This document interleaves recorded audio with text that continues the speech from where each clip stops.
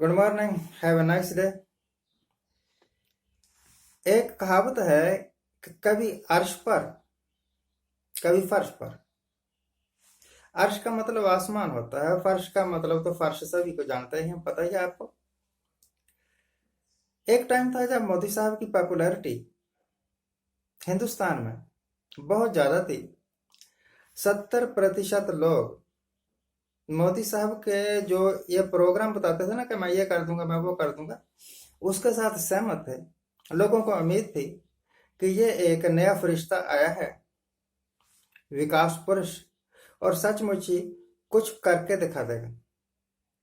लोग भूल चुके थे कि 1947 में जब मुल्क आजाद हुआ था, हिंदुस्तान के पास कुछ भी नहीं था। हिंदुस्तान एक सुई बनाने में सक्षम नहीं था। अंग्रेज जाते जाते क्या गए थे, you Indians are not capable of producing a good quality needle.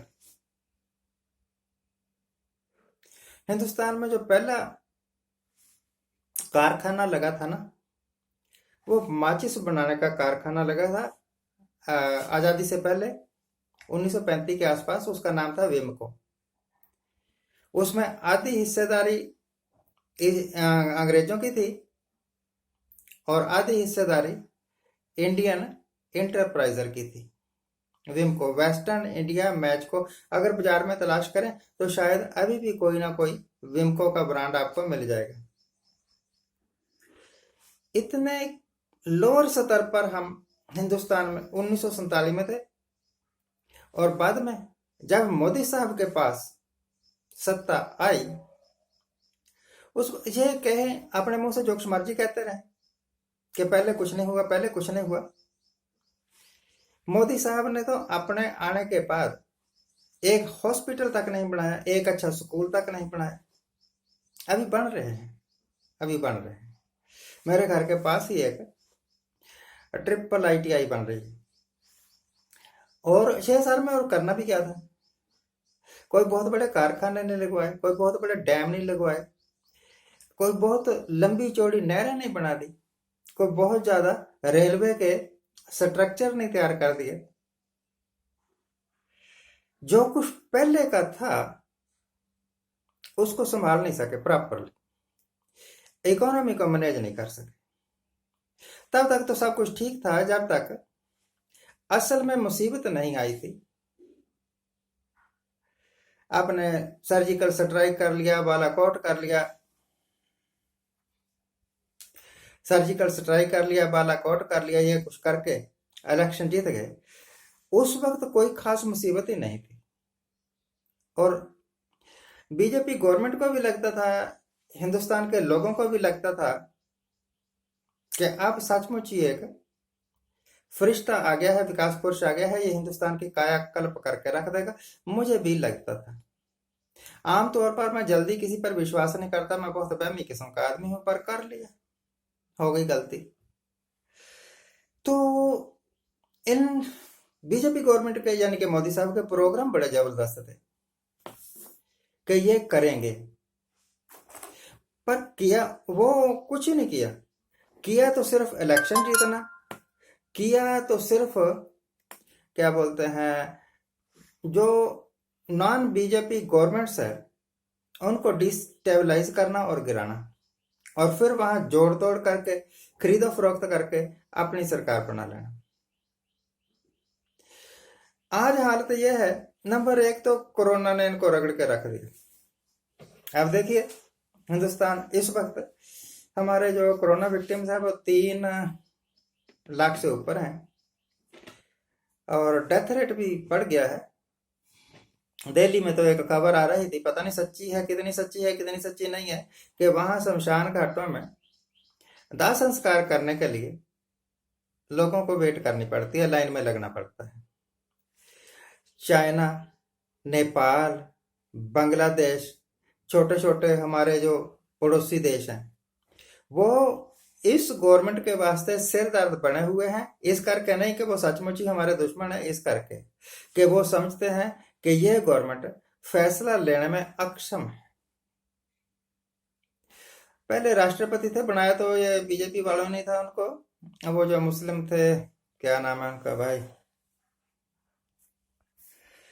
वो सब मिसाइल मैन कहा जाता था जिनको, उनके चैप्टर्स भी हम पढ़ाते रहे अपने स्टूडेंट्स को। बड़ी अच्छी इंग्लिश लिखते हैं, बड़ी अच्छी इंग्लिश बोलते थे मिसाइल मैन। तो वो कहा करते थे कि कोई भी देश हमें इज्जत नहीं देगा, कोई भी देश हमें कोऑपरेट नहीं करेगा जब तक हम पूरे बलशाली या पूरे सक्षम ताकतवर नहीं हो गए।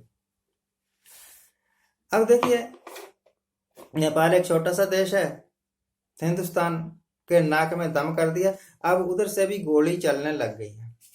पाकिस्तान की तरफ से तो रोज चलती ही थी। चाइना इंट्रूडर का अब बन के आ गया हमारे मुल्क में। अब सरकार के, मुझे लगता है कि अब इनको कोई रास्ता नहीं दिख रहा, इसी करके प्रधानमंत्री मोदी ने कपड़े से मुंह ढकना शुरू कर दिया।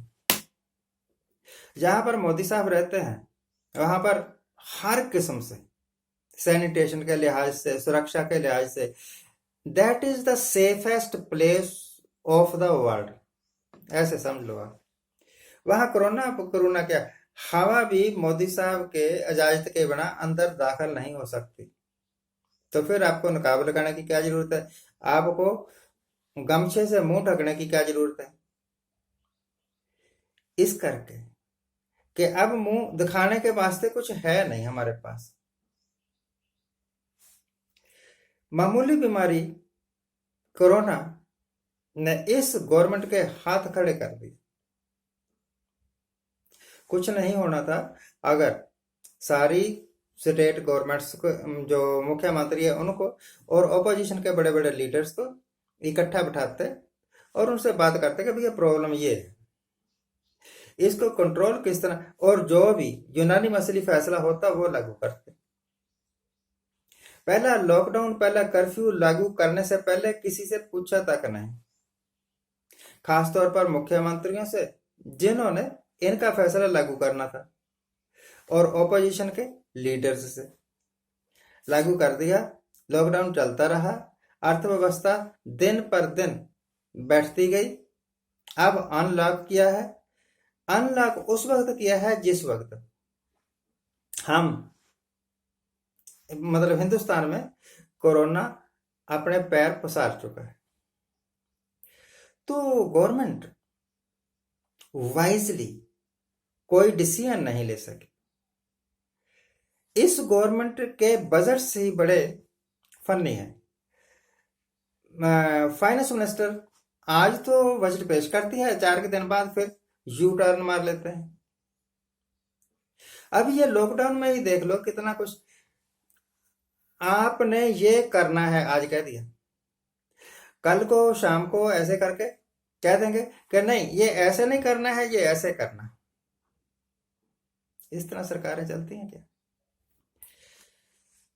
कुछ भी हो, मोदी साहब पास है, मोदी साहब फेल है, इसका फैसला छोड़ दो। इस वक्त अगर कोई सबसे ज्यादा कष्ट भोग रहा है तो वो सिर्फ आम आदमी है। मर रहा है तो गरीब मर रहा है, आर्थिक तंगी झेल रहा है तो मध्यम वर्गीय और गरीब लोग झेल रहे हैं। करोड़पतियों को कोई फर्क नहीं पड़ता, उनका अगर इलाज भी हो तो वो अमेरिका वगैरह भाग जाते हैं इलाज करवाने के लिए। एक आम आदमी कहाँ जाए? अस्पताल की तरफ जाता है। सरकारी अस्पताल वाले घोषणा नहीं देते आजकल, और प्राइवेट वाले कपड़े उतार लेते हैं। तो जाए कहाँ?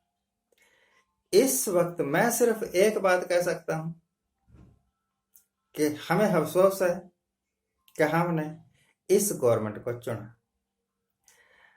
आज जिनका जन्मदिन है उनका हैप्पी बर्थडे, आज जिनकी मैरिज एनिवर्सरी है उनको बहुत बहुत शुभकामनाएं। सदा सुखी रहिए, आनंद प्रसन्न रहिए। Thank you very much, thank you very much.